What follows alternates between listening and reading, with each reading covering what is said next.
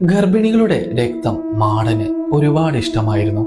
അതുകൊണ്ട് തന്നെയായിരുന്നു ഗർഭിണികളെ തേടി മാത്രം മാടൻ ആ ഗ്രാമത്തിലേക്ക് എത്തിയിരുന്നത്. നമ്മുടെ കേരളത്തിലെ ഭൂതപ്രേത വിശ്വാസ കഥകളിൽ ഒരു പ്രധാന കഥാപാത്രമായിരുന്നു മാടൻ സങ്കല്പം. അതൊരു പൈശാചിക ശക്തിയാണെന്നാണ് എല്ലാവരും വിശ്വസിച്ചിരുന്നത്.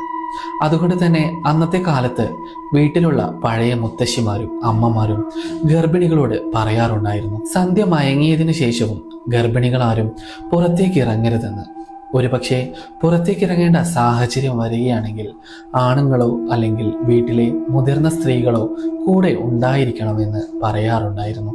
അതിന് ഒരു കാരണമുണ്ട്. ഈ മാടൻ എന്ന ഈ പൈശാചിക ശക്തിക്ക് ഗർഭിണികളെ വളരെ ഇഷ്ടമായിരുന്നു. ഗർഭിണിയുടെ വയറ്റിലെ രക്തം അവർക്ക് വളരെ പ്രിയപ്പെട്ടതായിരുന്നു.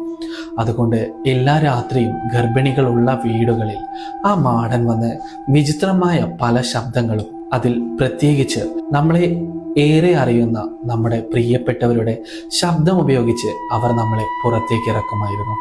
പുറത്തേക്ക് ഇറക്കിയതിന് ശേഷം അവർ ഗർഭിണികളുടെ വയറ്റിലെ രക്തം ഊറ്റി കുടിക്കുമായിരുന്നു. അത്തരത്തിൽ കേരളത്തിൽ നടന്ന ഒരു കഥ ഞാൻ പറയാം.